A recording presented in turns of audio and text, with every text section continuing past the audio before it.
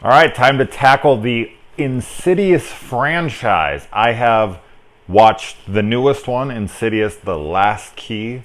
I just got home from it right now. I watched 1, 2, and 3 yesterday and earlier today, so I am ready to discuss this entire effing franchise. So let's start here with the first one. Now, I do want to point out, though, that I do understand the irony of the fact that I run a horror channel and I am not scared by horror movies. Nor do I go to them for that, or does that have really any bearing or effect on my reviews. So my love and appreciation for the horror genre is something completely different than that. I just adore dark films and dark subject matter and blah blah blah. But I do find the irony in it, because one of my big problems that I have with this channel is people ask me, like, well, is this scary? Is it? And it's like, I don't care. Like, that's not for me. I can understand when something's creepy, when something does this, and when, like, I get that stuff. And usually I can have a really good gauge if I go to a theater and everyone's screaming their heads off. I'm like, oh, it must be scary. But yeah, it's kind of like a guy who was reviewing comedies and he doesn't laugh at anything and he doesn't find anything funny. That would be very odd. But there's something about the horror genre that's different than that. I'd never watched it for that. So anyway, getting into that, I just wanted to point that out. So these films, or any of these films that I ever watch, I do not go into them for scares. So I can never recommend things on their scariness. That's not what I'm watching them for. That all being said, let's talk about this movie. Now, this was a film that when I went to see it, like the first 45 minutes, and I'm talking spoilers here for the first 3 films. I will not talk spoilers on The Last Key, but for these 3, they've been out long enough. Let's discuss these things. Now, for the first time I watched this in theaters, I thought like the first 45 minutes was amazing. Like, I seriously was sitting in the theater before a certain scene happens. And I was kind of like looking over at the person I was with, and I was like, dude, this is like the best haunted house movie I've seen in forever and ever and ever. Like, I was blown away. I was just sitting there in shock at how good it was. And then this came the scene where, Elise Lynn Shane's character puts on the gas mask. And that's where the tone of the film changed for me. Now, having seen the franchise and knowing the franchise, having seen 2 and 3 and 4, the idea of the further, and when they go into this dreamlike ghost world area, it's fine now. And going back and rewatching this now, the tonal shift is still apparent, but because I'm so familiar with the further at this point, it doesn't take me out of the movie to the point where I was like, well, shit, halfway through I was loving it, and then the next half feels generic and almost silly. But as I said, now that I have grown accustomed to the further, and the further has been explored further in 2, 3, 4, it's something that I actually look forward to in these films now, because it's so part and injected and ingrained into this franchise at this point that it's part of it. And it is kind of what has propelled this into being a series. Like, without it, I don't feel like this could have became a franchise as much as, because it didn't have as many selling points and it didn't have as much uniqueness to it for sequels. So I do think it was a smart play for sequels to come. And as I said, now that I'm accustomed to it, I like it. But yeah, first viewing back in the day, I was like, what in the hell? Well, this is different. This movie just kind of got silly. Another thing that they have going on here is they have a great chemistry between this family, especially Rose Byrne and Patrick Wilson's characters. I think that they play really well off of each other. And it's not like a typical marriage like in film where they're either all good and they're like the perfect couple, or they're all bad and they're just like at ends with each other throughout the whole film. Like, they have their struggles, they have their ups and their downs. There's moments where they feel like they're really in love, and then there's other moments where you feel like he's almost the neglectful husband who's, not paying attention to what she wants. And then you kind of start to see his side of things. So I really liked the chemistry between them. And we don't get to explore enough of the kids' connection with the mom, because one of the kids is in a coma the whole film, and because the other one is really secondary. You almost forget that they have a second and third. I mean, there's a baby too, but a baby can't act, it can't have any lines, so that wouldn't matter. But the second kid is kind of pushed aside, and that is actually kind of put into the movie, where it's like the kid is sitting there like he doesn't want to show that he got an award in school because he feels like he doesn't matter at the moment. Like all the attention and everything is on his brother, in which he's right, and so is the film. So the film almost supports his fears. But yeah, so I would have liked to see a little bit more of that. Now, what James Wan is always able to do, especially in these haunted house type movies that he does, like the Conjuring series and this, is he's so good at subtle eeriness and creepiness and little imageries and things like that just build tension. Now, one of the things that made older cinema, 70s, 80s, especially haunted house stuff, great was very subtle tones, building atmosphere. But we live in a completely different time now, where audiences are looking for something drastically different. Like, people go to these movies and they want to be startled. They don't even care about fucking building up fear and tension, like a Shining or something. Like, you put a Shining out today, people would shit all over it. I mean, film fans like me would love it, but the mass majority would be like, what is this boring ass garbage? So the younger audiences, which is what sells tickets, are craving these constant little things being thrown at the screen and whatever. And what James Wan is able to do so effectively is he's able to blend what we love and what the new people love and marriage them together for something new. And he never uses false scares. Nor does this franchise. There's no friend who's like, woo! Or a black cat. There's no scares in these movies that aren't genuine to the story and to the villains. Like, everything that scares you in the movie or makes you jump or whatever is thrown at the screen, you're supposed to be afraid of. So it works and it's effective and it gives the younger generation what they want. And we got enough of the slow build up. And there's not so much going on in the jumps that we're kind of like, oh, Jesus, how many can you do before this tension is broken? The tension still remains, and they still kind of give those little bursts, which older films did as well, and that's what I'm saying. He's giving just enough that these fans are happy and just enough that these are as well. So yeah, James Wan is really good at balancing modern day horror. And there's so many great, especially as I said in the first 45 minutes, there's so many great subtle little things, like when she walks in that room and there's just the image, that's what I love about this movie. There's not an intense in your face score at all times. The score is jarring at times and it doesn't take you out of it. It literally is whoa, it's I don't even know what the hell that noise is. It's not even a score. It's more of just almost like a Foley artist did the score in a way.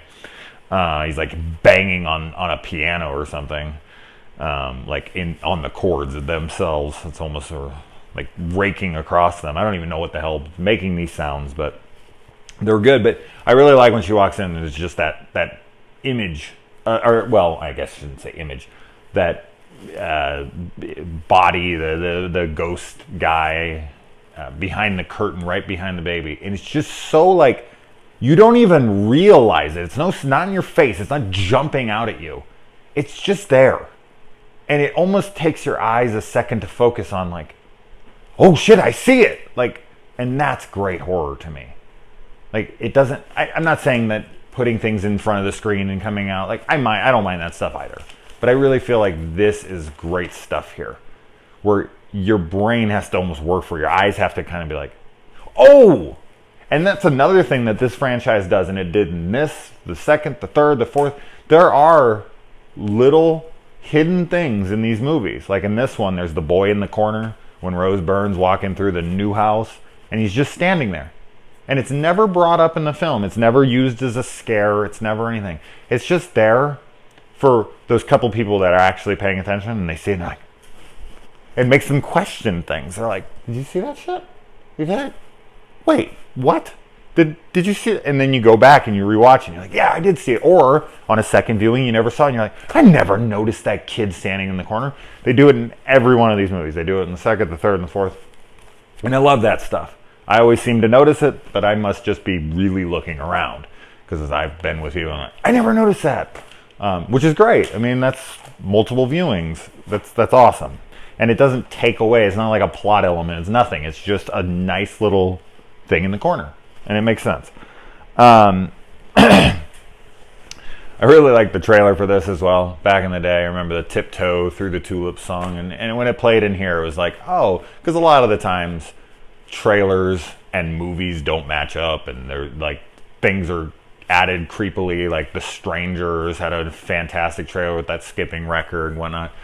And sometimes you'll watch trailers and you're like, oh, that works so well here. I remember like in Happy Death Day recently, they had that one song in the trailer that kept playing. I don't even know what the hell, like some rap artist. I'm sorry, I don't know that kind of stuff. I think someone said it was like Kanye or something. I totally probably wrong on that. But anyway, in the movie, it was something completely different. It was weird. It took you out of it for a minute. You're like, wait, I've seen this other trailer like 600 times, and this plays in here, and then hear her phone rings or wake her alarm or whatever goes off, and it's a completely different song. It's odd. Maybe they didn't want to pay royalties. I have no idea. But I like the Tiptoe Through the Tulips song here. It works well for the scene, little kid dancing. There's another creepy ass thing going on in here. And one thing that really just doesn't work for me on this viewing or any other viewings is this main demon in the movie that looks like fucking Darth Maul from Phantom Menace. Like, I love Darth Maul, but I don't think he should be in a Insidious film. And for me, that thing just looks like Darth Maul had a baby with Nightcrawler from X-Men. It's a silly character. I'm sorry. I like every other villain, or whatever you want to call them, ghost in these movies. I think they're all cool. I do feel like the further in this one is sillier than the rest. Like, I think that they dial it down a little bit in the second, third, and the fourth, especially in like the third and the fourth. In this one, even rewatching it this time, which I enjoyed it more than I have before in the past this time. But every time I've watched this, the further always seems just a little silly. So that's just my 2 cents on that. And Darth Maul, whatever the hell, I don't even know if he has a name in this series. Black dude, red face that pops up behind Patrick or Josh. It just doesn't work for me. His character, it's super silly. He's like sharpening his nails, and it's all like I don't care for it. Leigh Whannell coming in as Specs, and the Specs and Tucker thing. I think that's where a lot of people are separated. Like, do they find the Specs and Tucker thing funny? Do they find their characters funny? If they don't, then they're annoying. And I can totally see both sides. They're fine for me. They're like hit a little bit here with the comedy, and they miss a little bit with the comedy. I don't hate them by any means, and I don't love them. They're just like, they're good, they're fine. And I always like seeing Leigh, because I mean, he wrote all of these, and I like him, and he's obviously in the first Saw, and I genuinely like the guy, so I don't mind seeing him in his own stuff. But I do understand when people don't like it. Now, Lin Shane, it just is awesome. And I'm going to get more into Lin on my review for The Last Key. So I'm going to save that for that. I don't want this to run too long because of that. Now, Josh, the husband here, I totally get his character because I feel like I would be that guy. Like, I've mentioned this a lot in reviews where I sit there and I'm like, I know us as an audience want so desperately for people to just accept things going on, but in the same right, I have to sit there and be like, how fucking quick would you accept this shit? I sure wouldn't, especially when my kid's life's on the line. I'm like, doctors have looked at it like, I'm more of a science guy. I'm not going to be like, yeah, it's ghosts, totally. Like, in the movies, it makes sense, but for me, personally, I'd be like, yeah, fucking right. So, when he's too scared, I mean, he's... there is a scene towards the opening when she sees someone in the house, then the alarm goes off, and he goes downstairs, and the door that he just closed and locked is wide open, and the alarm is going off. And you're just like...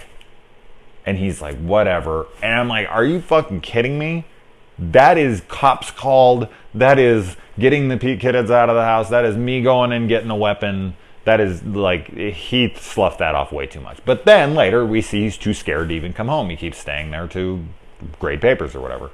But then later he does move houses for her, and he points that out. Like, you don't think I believe you? I moved houses for you. And it's like, I get that.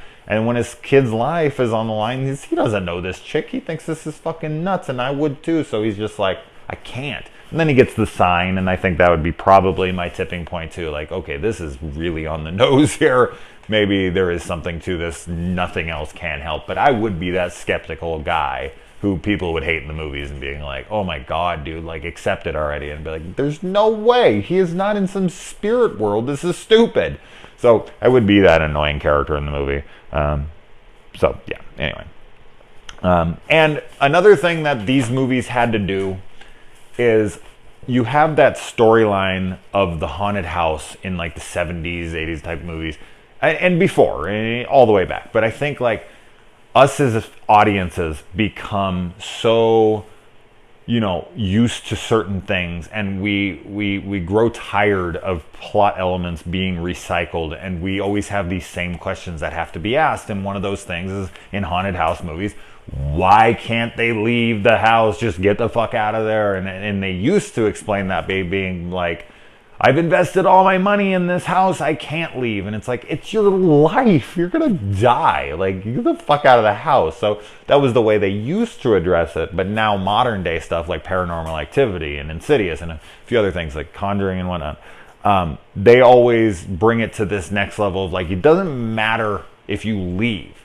Like, you're the reason. Like, this is not the house. This is your son is possessed. Or, you know, Katie from Paranormal Activity or whatever. They're the ones that are haunted. You take them, you're taking the haunting with you. Move wherever the fuck you want. Go to a different country. Go out into space with Leprechaun, whatever, or Jason. It doesn't matter. And I think it's smart because it gets that question thrown away, because that's the one we always asked when we used to watch these haunted house movies back in the day. But I think I've talked about it on this one enough. The only last thing I can say here is that they kind of, it's ironic to me that Leigh Whannell was responsible for creating the Saw franchise. And spoilers for Saw series, I'm just part 3, so I don't know. But whatever, spoilers for that. In Saw 3, they kill Jigsaw, obviously. And here we go again, and it's like, and then he's like the face of the franchise. And here we go again, they kill Lynn Shane at the end of this one. And she's the face of the franchise. She's in 2, she's in 3, she's in 4. And they killed her so early. And I find it funny because it's like, everyone's always like, didn't Jigsaw die? Or, well, John Kramer. Didn't he die like 6 films ago, 5 films ago, or whatever? And it's funny here because I don't really hear anybody say that about these, but it is funny that the face of this franchise, probably because she's not the villain, but they yet again killed her way before the series was over and continued to keep having her as the face of the franchise. Anyway, guys, all right, let's move on to the second one. I've talked about this way too